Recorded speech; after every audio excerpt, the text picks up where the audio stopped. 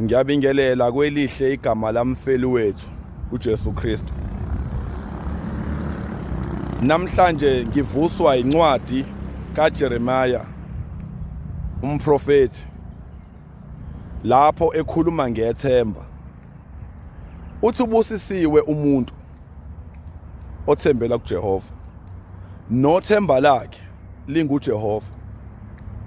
Namhlanje kuseni ngizonyakazisa amathemba ethu esithembela kuona. Uyalazi ithemba othembela kulona. Uyalazi liphi ithemba lakho. Kunamathemba abambekayo.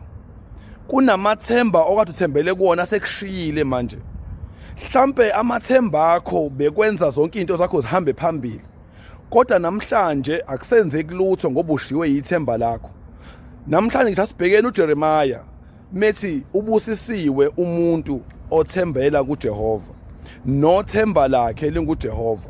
uJehova uyithemba elingashiyani.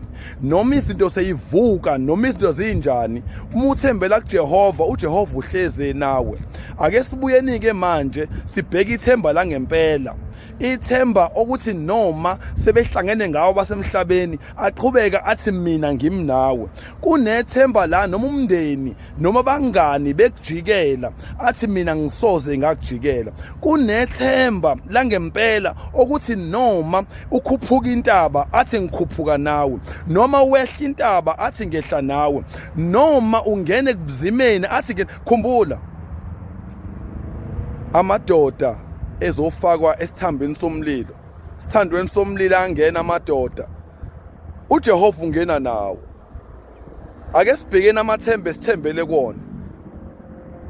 Ake sibhekeni abantu esithi sibathembile. Ake sibhekeni izinto esithi sizithembile. Uthi uJeremiah umprofeti ngiyamthanda, busisiwe umuntu othemba lakhe linguJehova.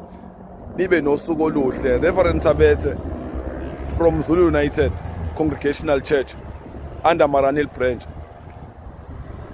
Ngiyamthanda.